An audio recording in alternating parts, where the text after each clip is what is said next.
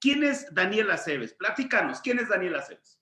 Y mira, Ricardo, además de tomar el café encantado contigo y ante esta primera pregunta que me realizas, yo te podría decir que soy alguien que ha estado identificado a una cultura del esfuerzo, alguien que soy hijo de quien fuera luchador profesional y que estuviera en el argot de la lucha libre con Bobby Bonales, quien pues estuvo en el cartel inaugural de la Arena Coliseo, de la Arena México, y quien fuera uno de los enemigos deportivos, adversarios más atractivos del Santo, de Blue Demon, de Enrique Llanes, de la Tonina Jackson, del Murciélago Velázquez, de Gori Guerrero, etcétera.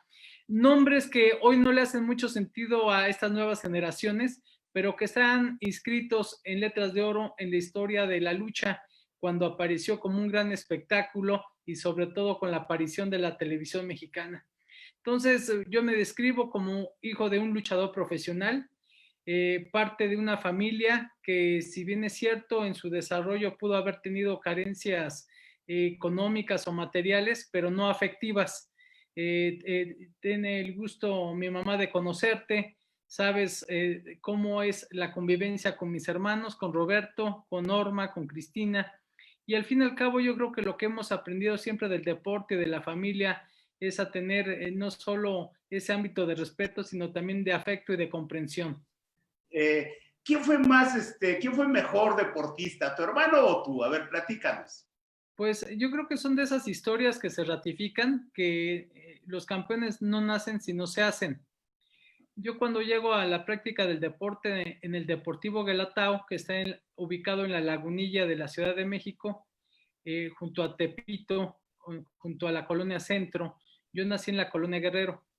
Y a los 7 años tuve hepatitis y eso frenó mi crecimiento y fui un niño que, como le detectaron el padecimiento de manera tardía, pues sí tuve problemas en ese momento escolares, porque había la costumbre de que a quien le daba hepatitis dale dulce. Habían muchos errores de información. A mí me pusieron un catre, me dijeron tienes que estar acostado sin hacer movimiento y me daban de comer dulces. Al fin y al cabo pude sobrevivir a ese tratamiento, pero subí de peso. Entonces ya en la edad de los 8, 9, 10, 11 años fui un niño gordito. Entonces cuando llegamos a hacer la práctica del deporte al Galatao, mi hermano que tiene 3 años, 7 meses más que yo, él sí tenía una complexión atlética, más delgado, alto, y él tenía muchas características atléticas con las que yo no gozaba. Y aquí yo creo que uno de los estímulos que tuve más importante, Ricardo, fue que empecé a bajar de peso. Yo al mes y medio di al Deportivo Guelatao, primero pues buscando ser luchadores profesionales, pero eso no existía, era la lucha olímpica y nos gustó que había jóvenes ahí entrenando diversas técnicas y que los mandaban a hacer pesas y hacer gimnasia y hacer natación, básquetbol, fútbol, etcétera. Es decir, configuraban desde ese entonces para ser luchador tenías que primero tener la noción o la práctica de algunas disciplinas. Y eso hizo que bajara yo de peso y siempre fui muy disciplinado. Yo llegaba antes, me iba después. Estaba yo, reitero, en 6º año de primaria cuando inicié la práctica de la lucha. Y esto, Ricardo, ante la pregunta ¿quién fue mejor deportista? Yo creo que yo, pero no por una característica física, sino a lo mejor porque fui un Disciplina. poco más disciplinado, exactamente. Y a ver, platícanos, ¿cómo era tu infancia ahí en un barrio bravo como lo es el barrio de Guerrero, ahí aventándote tus tiros, saliendo de la primaria y después, imagínate, siendo hijo de Bobby Bonales, les tenían miedo? A ver, platícanos. Fuimos niños bastante cercanos a mi mamá, no tuvimos mucho ese conflicto. Vivimos en una zona, pues, como bien lo señalas, de Barrio Bravo.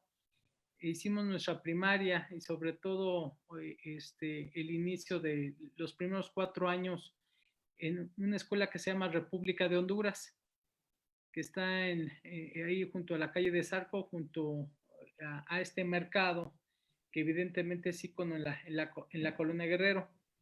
Entonces, de esta escuela tenía una característica, hoy en día sigue estando igual, casi no tiene patio. Éramos pues aproximadamente, habría que calcular los grupos, unos 300 alumnos, y hay un patio como de unos, si te gusta, 50 metros cuadrados. O sea, no tiene un patio, no cabe una cancha de básquetbol. Para las formaciones lo hacían en 2 turnos porque no cabíamos la escuela en el patio. Es una escuela muy pequeña, tuvimos muy buenos maestros, los recuerdo todavía, el director se llamaba Felipe Novoa Camarena, y creo que la cierta cercanía con mi papá se daba porque él les arreglaba el equipo de sonido. Entonces, sinceramente, el bullying era de otra forma. No estuvimos nunca integrados Bueno, precisamente a una vivencia para, comunitaria. para empezar no se llamaba bullying. Sí, no, exactamente, ni siquiera había el concepto de acoso, ni nada de lo que hoy sabemos. Yo creo que la propia, a Eran, veces, crueldad de eran, los niños, algo así, era típico de la circunstancia de la sobrevivencia. eran No, los tiros derechos y nos vemos a la salida. así es, O vas a ver exacto. con mi carnal. Era clasiquísimo eso que pues cuando había una figura mayor que tú, pues sentías algún tipo de respaldo porque ibas a tener alguna protección. Entonces, creo que el haber vivido y convivido esa época, pues evidentemente no te hace notarlo en ese momento. O sea, tú no tienes una reflexión de que vivo en este barrio y estas son las características porque enfrentas una normalidad de lo que vives día con día. No hay esa reflexión. Yo recuerdo mi infancia como algo normal porque así estaba yo acostumbrado. No siento que haya sido un niño muy feliz tampoco. Yo creo que me ubicaba en un episodio de normalidad, en donde afortunadamente teníamos acceso a los alimentos con ciertas carencias, con ciertas limitaciones, y en donde mi mamá pues jugaba un papel de protección muy importante. Mi querido Dani, al fondo, si no me falla la vista, atrás de ti ahí en tu vitrina, tienes luchador Olmeca, ¿no? Exactamente, exactamente. Ese galardón que otorga la CODEME, ¿no? La máxima distinción del deporte federado, ¿no? Exactamente, Ricardo.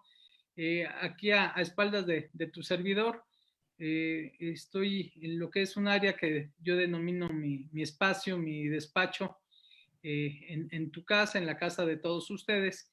Y tengo pues los diplomas correspondientes a los Premios Nacionales del Deporte de Bueno, 1984. no lo digas tú, deja que lo diga yo. Bueno, 3 veces ganador del Premio Nacional del Deporte. Vaya años. pues este es el espacio y bien refieres, está el premio de luchador Olmeca que nos otorgó en ese entonces la Confederación Deportiva Mexicana y que pues son de aquellos premios, de aquellas insignias que uno valora y que son parte de la existencia y sobre todo en el ámbito del deporte, que como yo lo he comentado contigo en muchas ocasiones, no podría uno entender su existencia, ni la vida, ni la de la familia, sin el tema del deporte.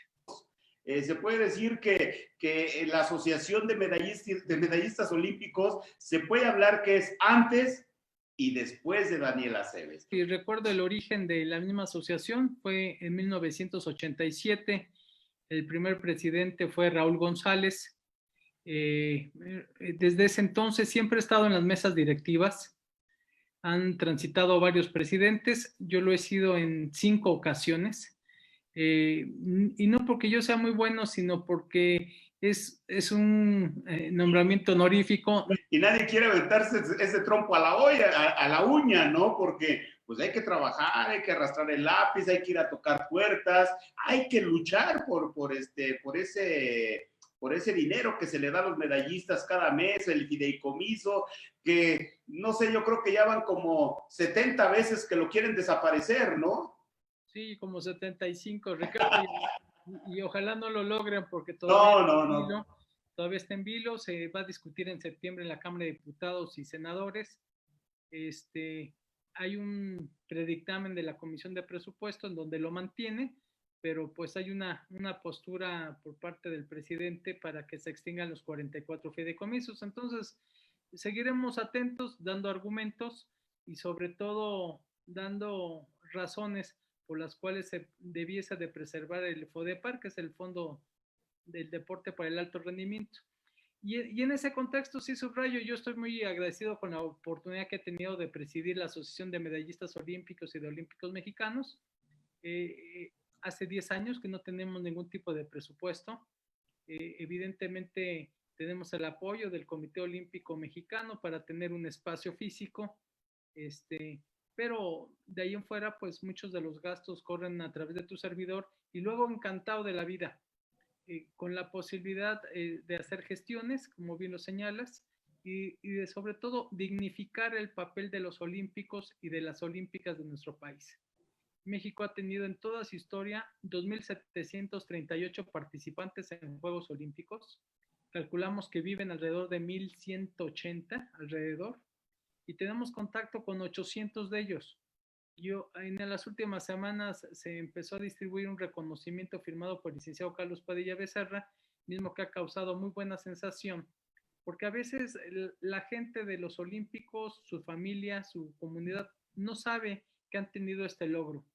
Y si hacemos cuenta, Ricardo, en el planeta habitamos 7.800 millones de personas y solo hay vivos hoy 110.000 olímpicos de todos los países y de ahí alrededor de 1.200 son mexicanos. Entonces es un microcosmos, es una parte muy pequeña y siempre es importante enaltecer los valores olímpicos y lo que significa después de 126 años el movimiento olímpico internacional.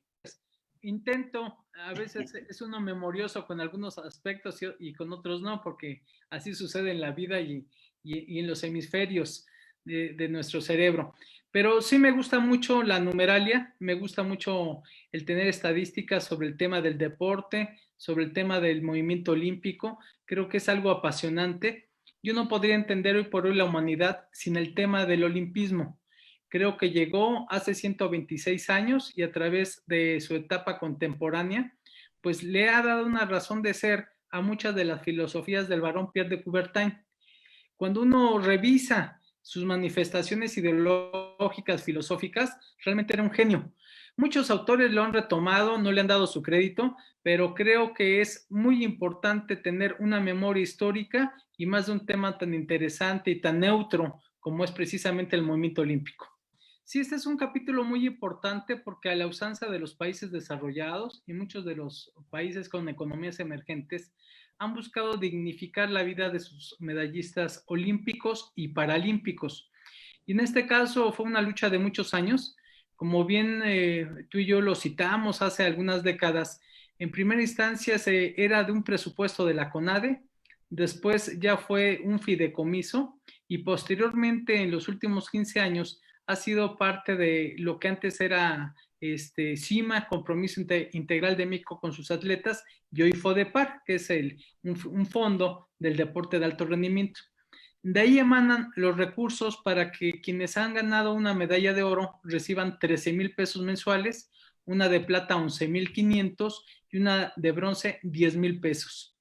Y esto afortunadamente es idéntico para los ganadores de medallas olímpicas y paralímpicas, y el 50% para medallistas de exhibición en aquellos deportes en donde en Juegos Olímpicos se incorporaron esos deportes a prueba, son los de exhibición, en donde en México 68 hubo front tenis, hubo el frontón, hubo el tenis, etcétera, y así se han dado, por ejemplo, algunas ediciones en Taekwondo y en Barcelona 92 el frontón con todas sus derivaciones. Barcelona, Exactamente.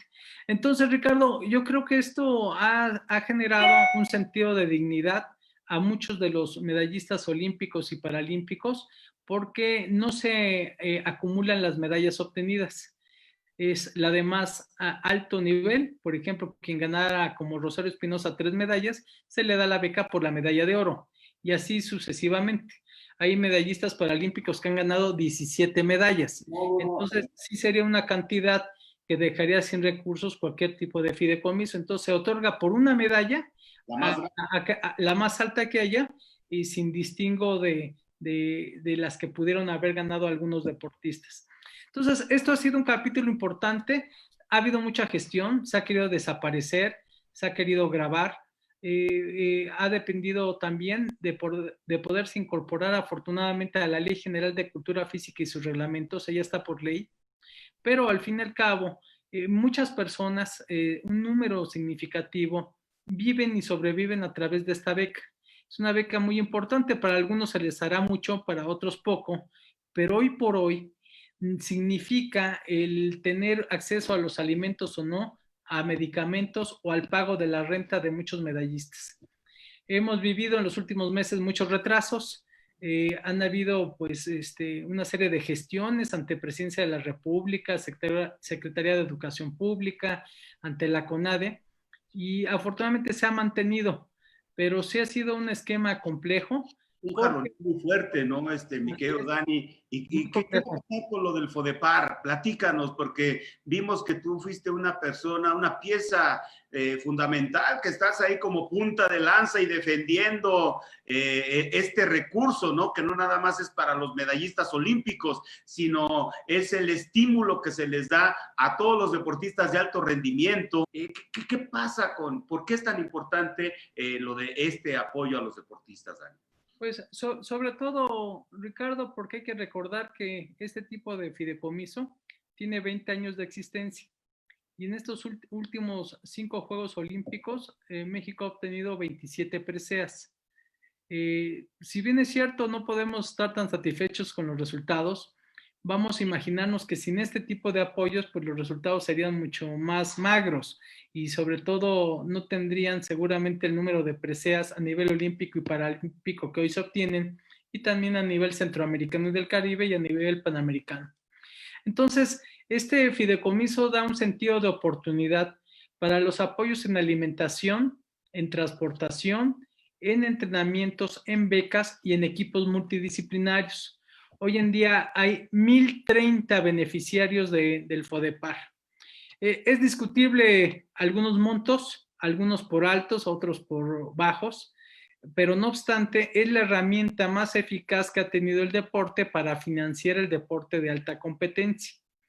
Y sobre todo porque pues, nos encontramos que, como bien lo señalas, los deportistas tienen que tener una profesión en su disciplina para poder tener resultados importantes.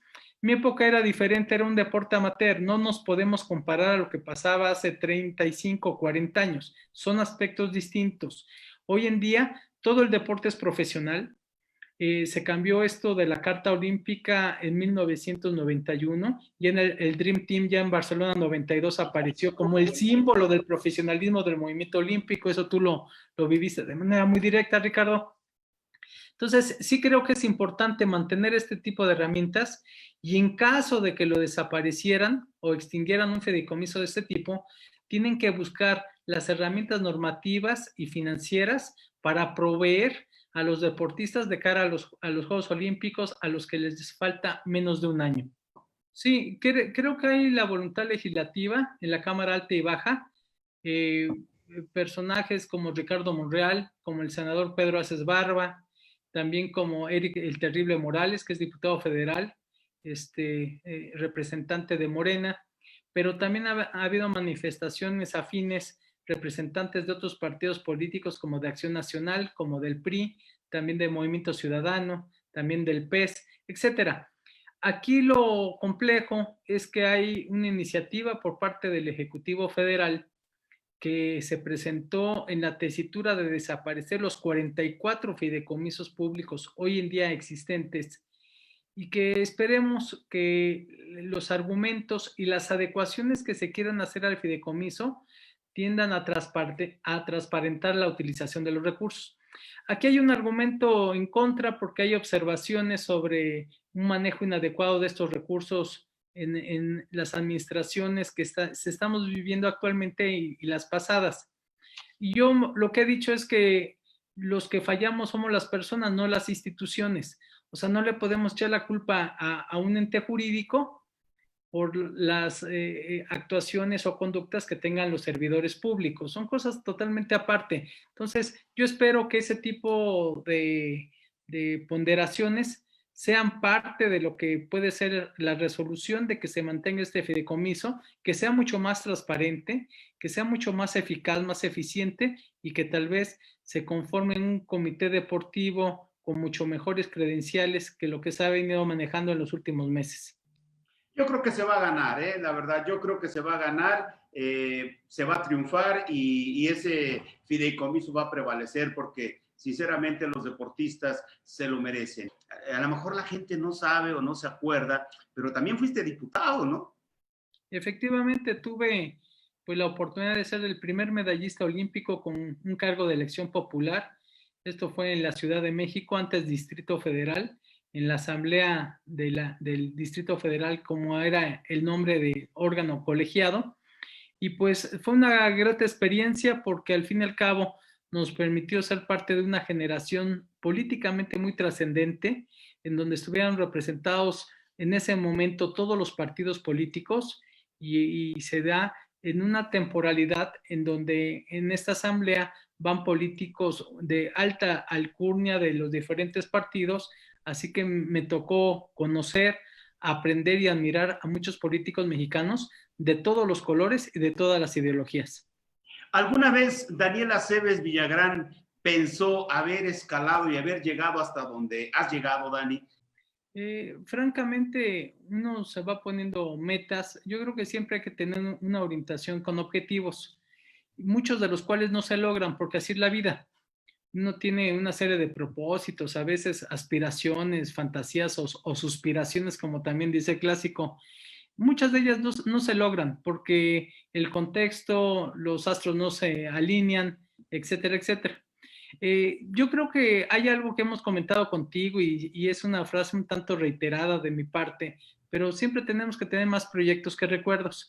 Yo creo que es muy importante abandonar ese sentido de nostalgia, de pensar que hicimos algo y que ya justificó nuestra existencia, porque estaríamos condenados a una época madura o de vejez, en dado caso que lleguemos desafortunada.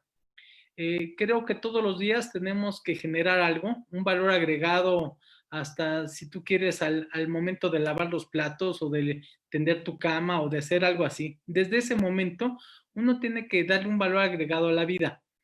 Yo siento que hay todavía pues una serie de aspiraciones que a uno le gustaría cumplir y sobre todo siempre piensas en querer ver crecer a tu familia, a tus hijos, eh, querer tener un aprendizaje más amplio que te conlleve a tener una existencia más plena.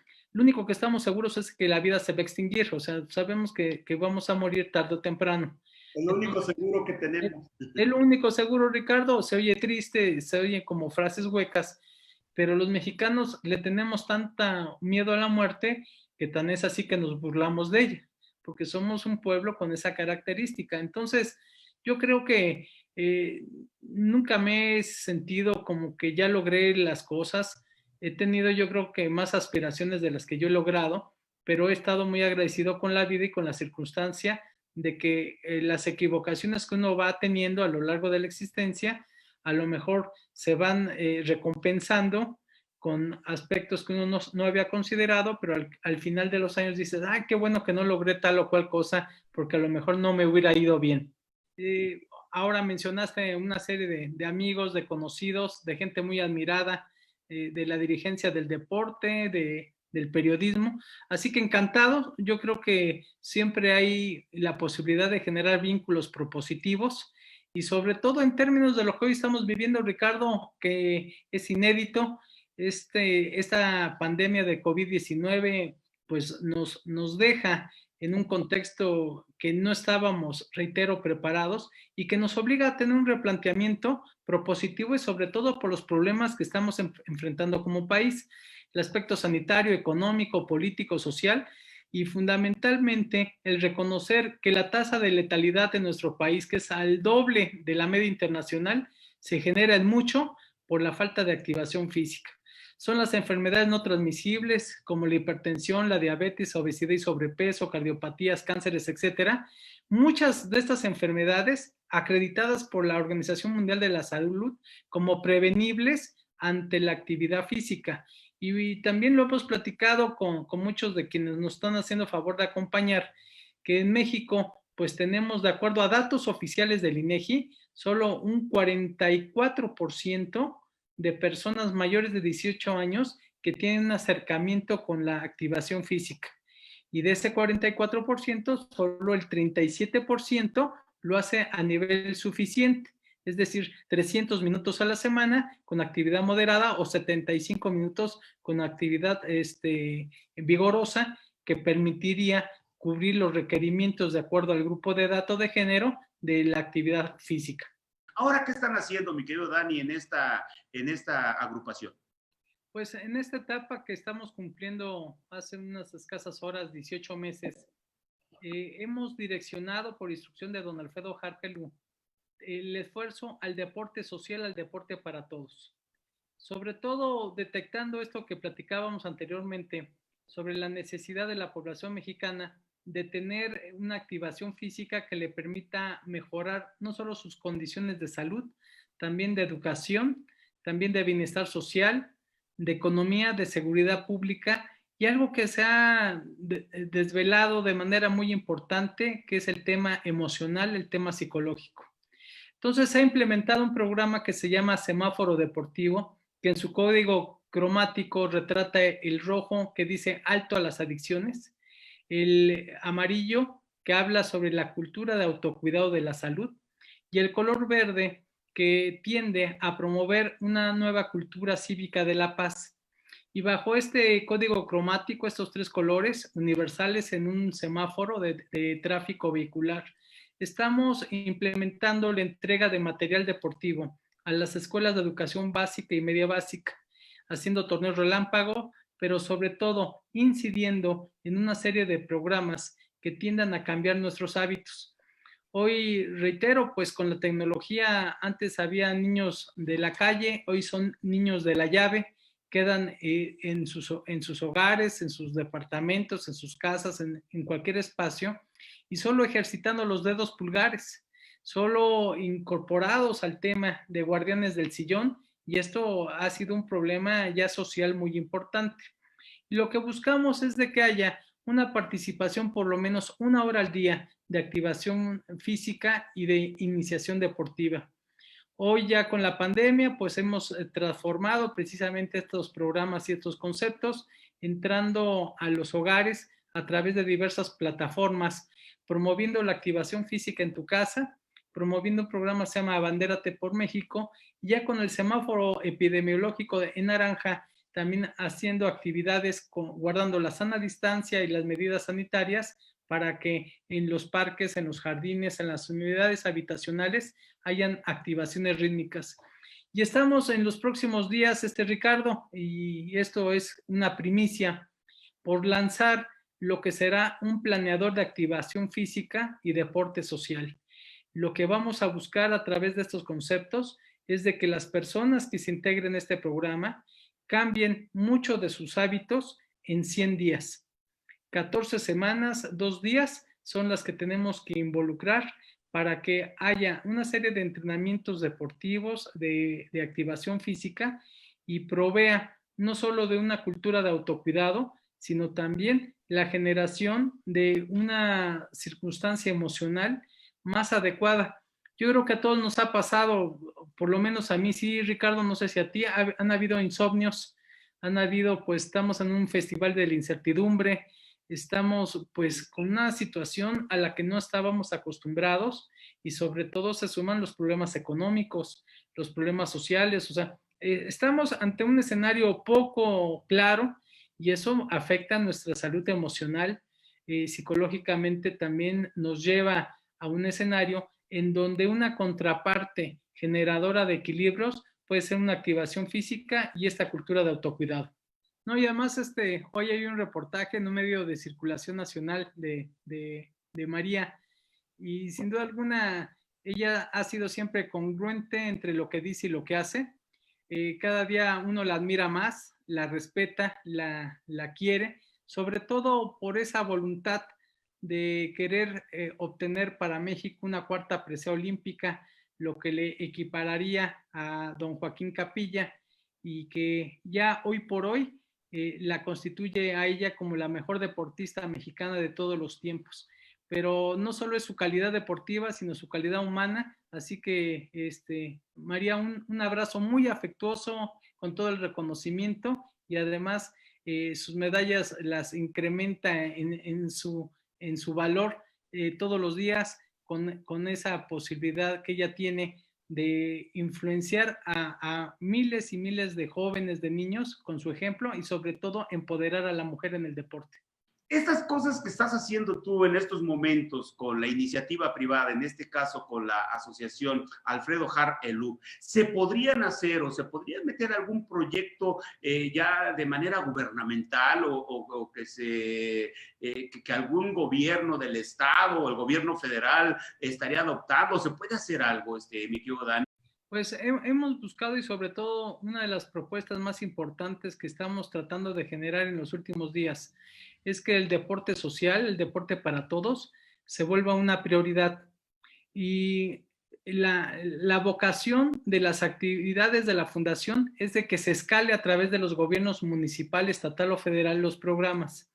De nada serviría que solo sea un esfuerzo modesto como el que realizamos, sino que sean políticas públicas que se traduzcan en una manifestación en donde la gente pueda tener una dignificación de sus espacios deportivos, fundamentalmente de carácter escolar, en donde se genera en las escuelas mexicanas, como fue hace algunos años, en deportes en donde México destaca, como es el boxeo, el taekwondo, los clavados, la caminata, el tiro con arco, entre otros.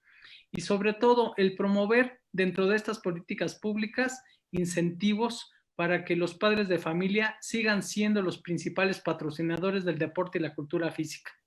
Esto, Ricardo, que comentas es la búsqueda que tenemos, sobre todo proyectar para que a nivel no solo legislativo, sino también operativo, los gobiernos pudieran llevar a cabo estos programas que tienen evidencia técnica y científica. Este planeador que te platiqué que vamos a lanzar en el mes de agosto tiene que ver con una vinculación con el Instituto Nacional de Salud Pública.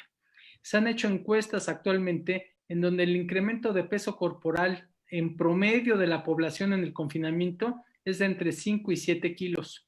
Entonces, esto está agravando la problemática de salud y necesitamos no solo generar una culturización alimentaria, sino de activación física de acuerdo a los parámetros que tiene tu edad, tu género y tus capacidades físicas aeróbicas. Entonces, es adaptarnos a la circunstancia, generar mecanismos sencillos. No estamos inventando la rueda ni el fuego de ninguna manera, simple y llanamente acercando a la población elementos que reviertan el descuido que tenemos, porque así hay que llamarlo, de gran parte de la población en donde no hemos estado culturizados deportivamente. Sí, y creo que ha sido realmente problemático el que como asociación de medallistas olímpicos, de olímpicos mexicanos, no hayamos logrado en 18 meses un contacto presencial con Ana Guevara.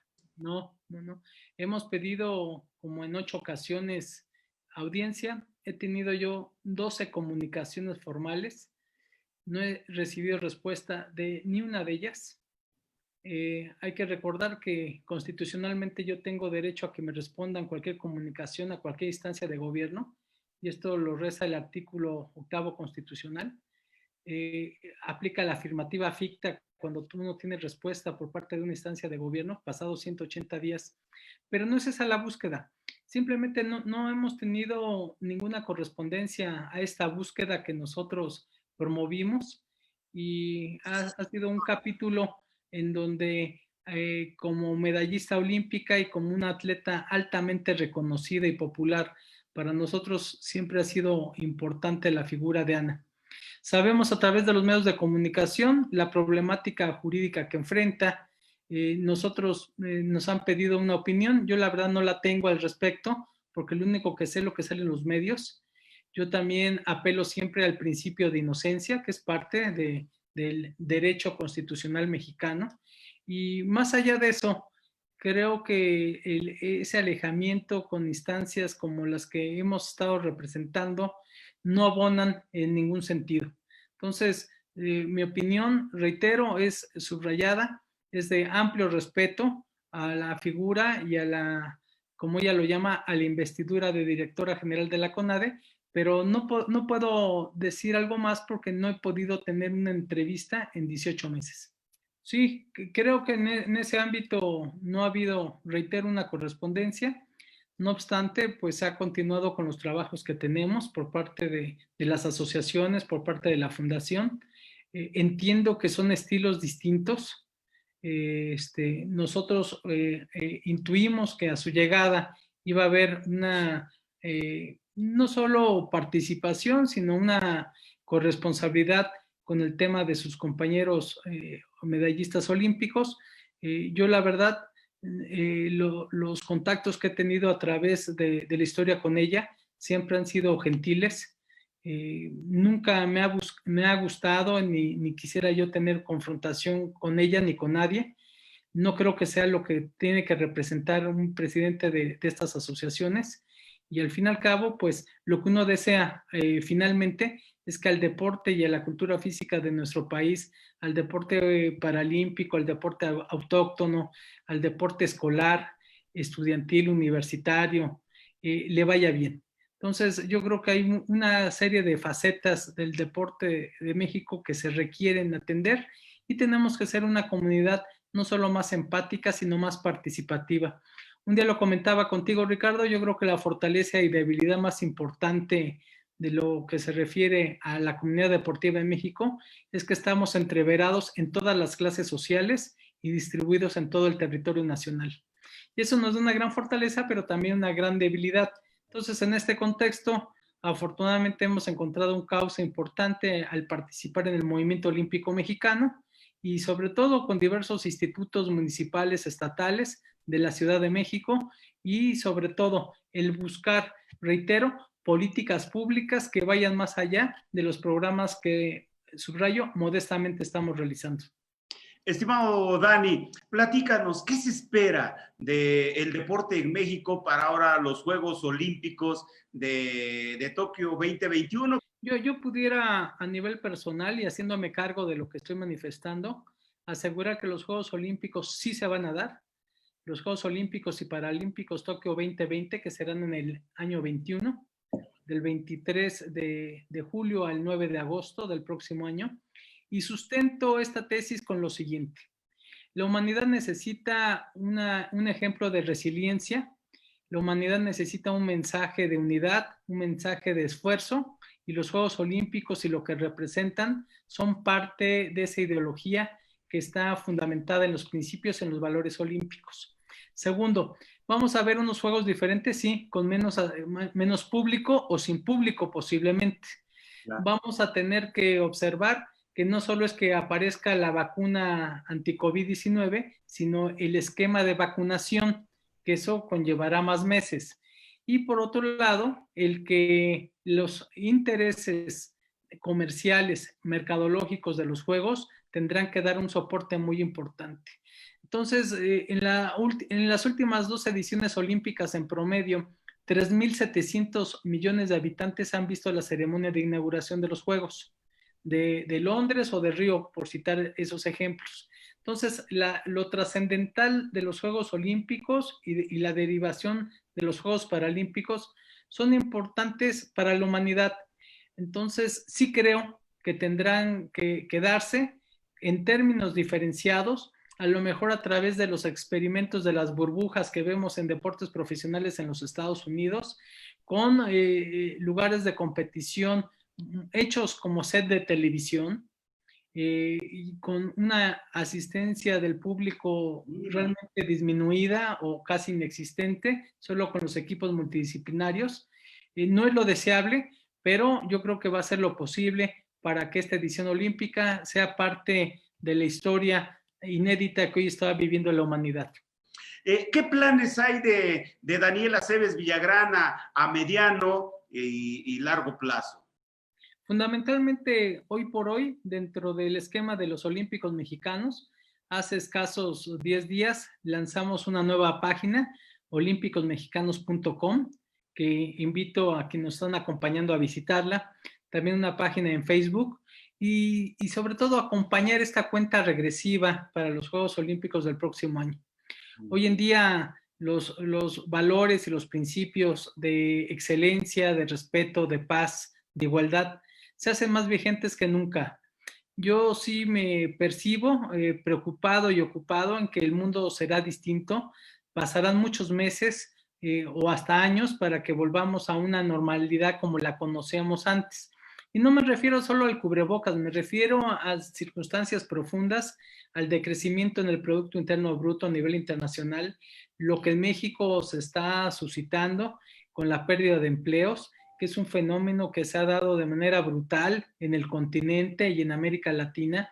Y esto va a promover que los presupuestos para el deporte sean disminuidos, que de por sí teníamos carencias y con esta circunstancia va a generarse la pretensión de que se desestime precisamente el apoyar por parte del sector público y privado el deporte y la cultura física. Y con esto, pues, se fomentan las enfermedades no transmisibles y con eso se genera una presión mayor a los sistemas de salud. Entonces, Ricardo, uno de los propósitos que tenemos es seguir incidiendo, retomar las frases y las vocaciones de organismos internacionales como la ONU, la OMS, a líderes mundiales, a jefes de Estado, y promover que a nivel nacional e internacional haya un blindaje por los recursos para el deporte y la cultura física. Hoy más que nunca necesitamos un deporte social, un deporte para todos.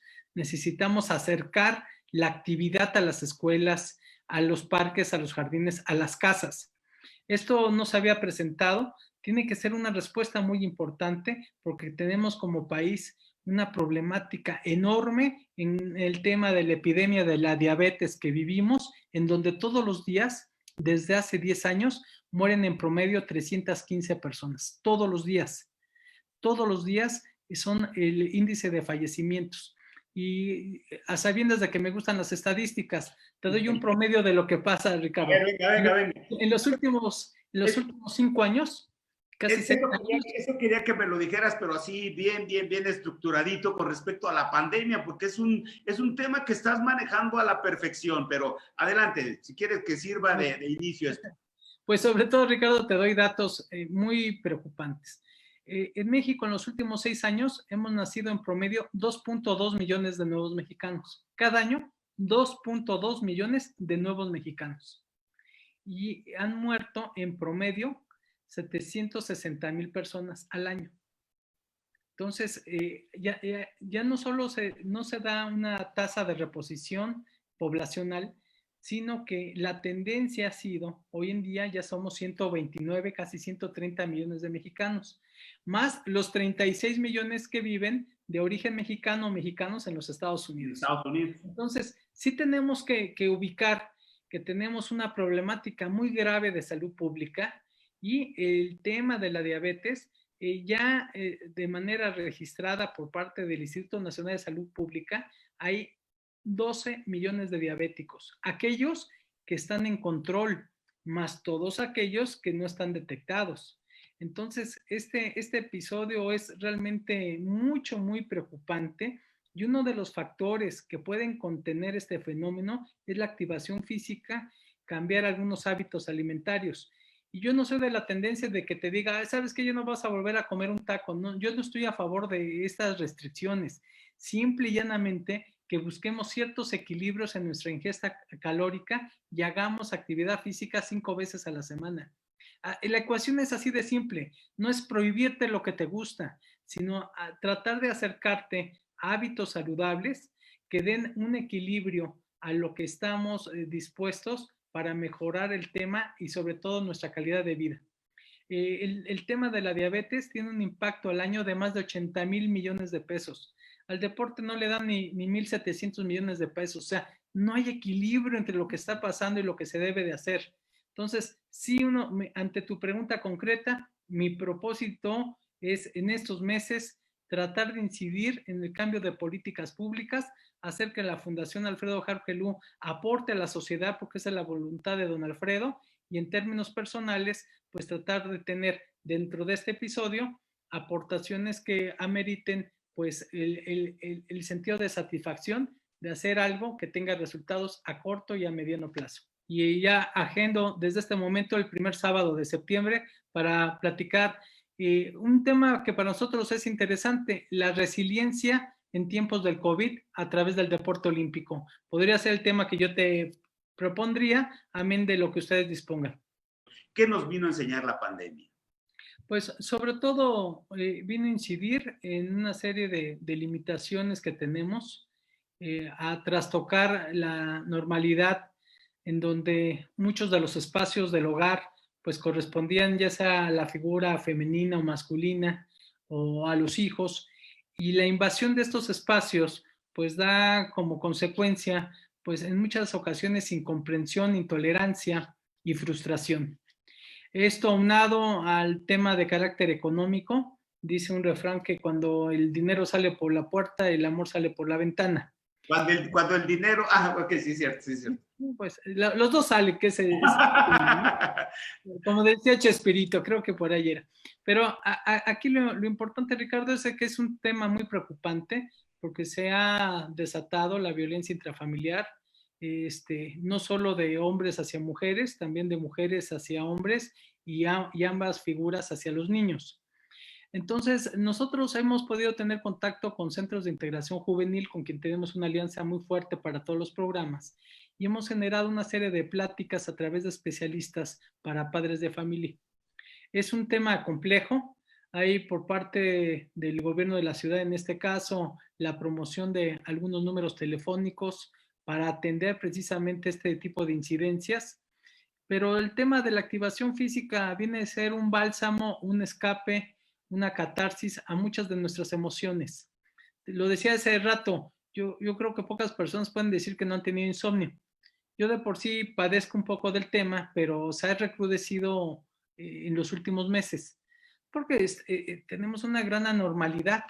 Entonces, ves las noticias, hay una serie de preocupaciones, y sobre todo en el ámbito de que no sabes cómo va a ser el futuro. Y esa incertidumbre nos afecta, nos hace sentir incómodos.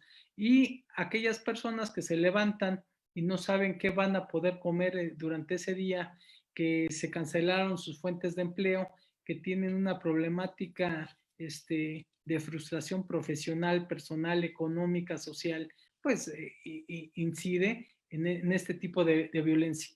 Es algo muy complejo, no estamos en la capacidad de resolverlo por parte nuestra, pero sí de analizar el fenómeno y sobre todo, en este caso concreto y sobre todo para el cafecito con Argudín, sí de darte los números telefónicos de centros de integración juvenil para que la población que tiene contacto contigo tenga elementos adicionales a donde concurrir. Yo creo que es un aspecto interesante. ¿Qué pasa? Algo que no se sepa. Dinos algo que no se sepa. Pues te voy a dar una primicia que recordaba estos días que estaba yo cumpliendo el 36º aniversario. Así, fue la semana pasada, ¿no? Fue el domingo. El domingo. Claro, sí. El domingo ahí tuve el gusto de estar con luchadores y luchadoras del Consejo Mundial de Lucha Libre.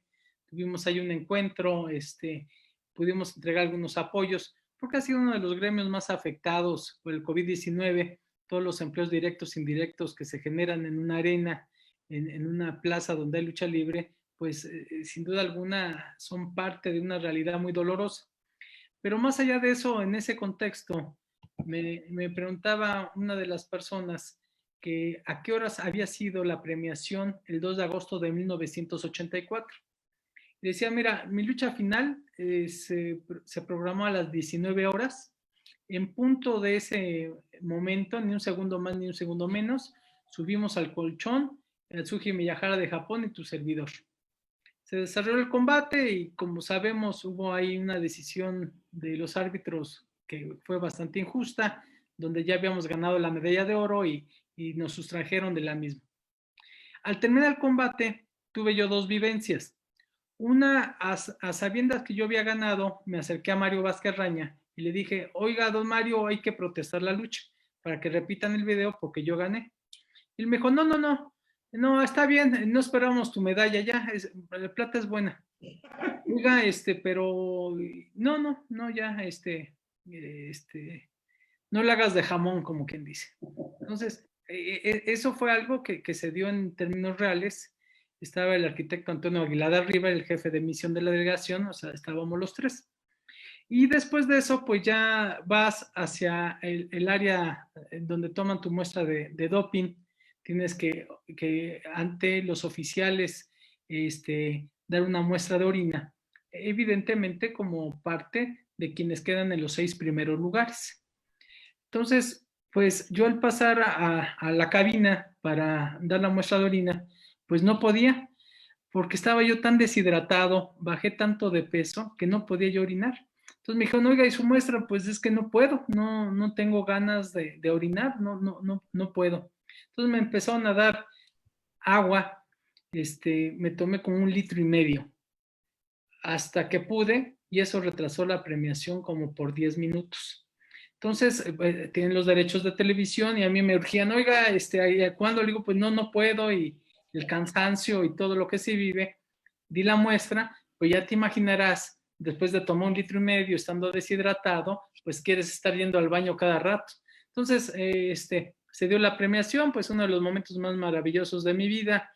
Milán Ercegan, que era el presidente de la Federación Internacional de Lucha en ese entonces, fue el que nos premió. Y después vino la disputa, Ricardo, de Televisa y TV Azteca. TV Azteca para llevarte a los estudios, ¿no? Era Imevisión en aquel entonces. Imevisión, estaba José Ramón Fernández en Imevisión y estaba Jorge Berry o quién, o Sonny Larcón. Estaba Fernando Schwartz. Schwartz.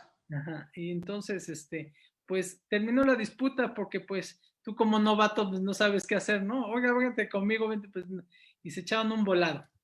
Entonces el volado decidió a dónde iba primero y después a qué foro, porque evidentemente las distancias en Los Ángeles son muy amplias, y donde se realizó la lucha era en el Anaheim Convention Center, o sea, afuera de Los Ángeles, a 1 hora de Los Ángeles por lo menos. Entonces, esta vivencia del doping, Ricardo, te la comparto y se las comparto, porque eso retrasó los horarios y son elementos de la realidad. Estás tan deshidratado que había días, momentos en donde yo ni siquiera podía ir al baño porque tu cuerpo no tenía los líquidos suficientes como para atender un requerimiento fisiológico de ese tipo.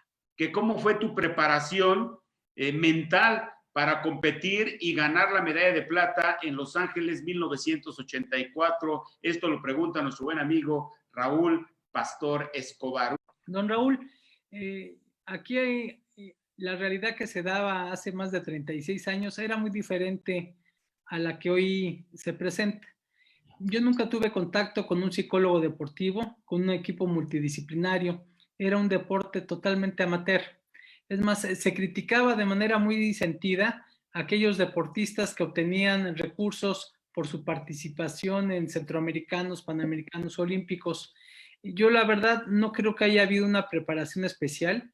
Siempre que se está en un deporte o en muchos aspectos de la vida, creo que lo haces primero por un honor personal y después ya a lo mejor con el paso de los años sabes identificar que lo hacías por tu familia o tu comunidad o tu país, etcétera, que ya se vuelve como un discurso aprendido. Yo creo que sinceramente son las ganas de ser algo en la existencia, el saberte con fracasos pasajeros, que has tenido pues evidentemente lesiones, que de las derrotas aprendiste más a veces que cuando ganabas, y yo siento que la preparación fue mucho incidiendo en las ganas de justificar la existencia y de saberme estando en el sueño que yo tuve desde niño de asistir a unos Juegos Olímpicos.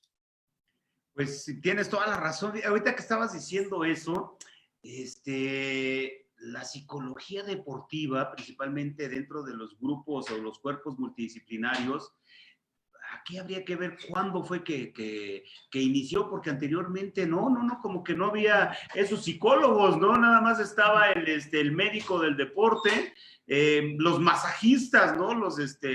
Y para de contar, no existía eso de fisioterapeuta, como que estaban más reducidos, ¿no? El cuerpo técnico, el que apoyaba a todos los deportistas, mi querido Dani. Y sobre todo, Ricardo, en México así era. A excepción de algunas disciplinas en donde México ya destacaba, como los clavados y como la caminata. y algunas disciplinas en donde tenían un asesoramiento o un acercamiento a otras latitudes. Aquellos mexicanos que entrenaban en Estados Unidos, pues sí te narraban, pues algo que tú no vivías, y menos en un deporte como el mío, que no te da prestigio social. La fama de los luchadores, la fama de esta disciplina, no era la más conveniente. Nosotros llegamos afortunadamente a un relevo generacional en donde el tema de los luchadores era mal visto. Es mucho porque yo creo que muchos de los que lo practicamos venimos de clases sociales carenciadas, pero aunado a eso, había quienes se portaban de manera incorrecta y que sus conductas no eran las más plausibles. Entonces, todo era una combinación, así que en lo particular yo nunca tuve contacto con ningún psicólogo deportivo, esa era la generalidad, y sobre todo porque los equipos multidisciplinarios se fueron generando después de la profesionalización del deporte olímpico, donde Claro. las medallas ya empezaron a significar dinero. Antes era una guerra ideológica entre la ex Unión de República Socialista Soviética, la U, sus países, con los Estados Unidos y los países llamados capitalistas. Entonces, el significado de los mundiales de fútbol, de los campeonatos mundiales de especialidad, de los Juegos Olímpicos, iban muy dirigidos a que una ideología, ya sea socialista o capitalista, predominaba. Y los equipos multidisciplinarios de la Unión Soviética, de la República Democrática Alemana, de Bulgaria, Rumanía, etcétera, eran atletas de Estado que iban acompañados por estos grupos para ganar medallas y para darle a los países no solo esas niñas y esos niños deportistas de Estado, sino los logros que querían sus gobiernos. ¿Sí? Pues don Alfredo es un entusiasta de todos los deportes, pero sin duda alguna su preferido es el béisbol. Y hoy por hoy, ante la suspensión de la Liga Mexicana, pues no se encuentra como aficionado pues cómodo, pero a sabiendas de que la preservación de la salud de los jugadores, de los equipos multidisciplinarios y sobre todo del público, pues es una prioridad. Creo que Otón Díaz Valenzuela pues ha hecho un papel muy importante para que este diamante que tiene ya México, el mejor estadio a nivel Latinoamérica, en la Magdalena Mixhuca, el estadio de los Diablos Rojos, pues sea precisamente un escenario en donde no solo participen la Liga Mexicana, sino también se vuelva una cantera que genere nuevos jugadores. Entonces, Otón ha estado pues ubicando no solo el tema mercadológico, sino también en el ámbito de sus actividades, el que los patrocinios y sobre todo el involucramiento de los niveles de gobierno que se dan en la ciudad, pues sean parte de este fenómeno. Es un estadio que ojalá ahora que se reanuden los juegos, la mayor parte de la gente lo pueda conocer. Es una joya arquitectónica con una representatividad histórica y además un marco muy propicio para tener juegos de grandes ligas en nuestro país. Efectivamente, y sobre todo es uno de los deportes que más le gustan a la actual administración, una de las disciplinas que ha estado pues acompañando a las sociedades contemporáneas, que es una fuente no solo de recreación, de esparcimiento, pero también de actividad física. Y estamos implementando hoy, Ricardo, algo que se llama Base 5, que es la práctica de este béisbol, pero sin bat, en un espacio de 13 metros por 13 metros. Con la mano, ¿no? Así es un manoteo en lugar de bateo. Yo ya he tenido el gusto de jugarlo y se ha estado actualmente interviniendo algunas canchas de escuelas de educación básica y media superior para que ahora que hay un semáforo verde, los jóvenes y los niños puedan jugar esta nueva disciplina junto con el básquetbol, junto con el voleibol, junto con el fútbol de sala, y queremos agregar con Mauricio Suleimán el tema del box sin contacto.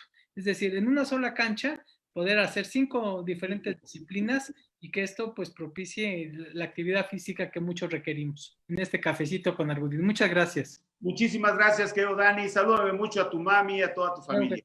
Muchas gracias.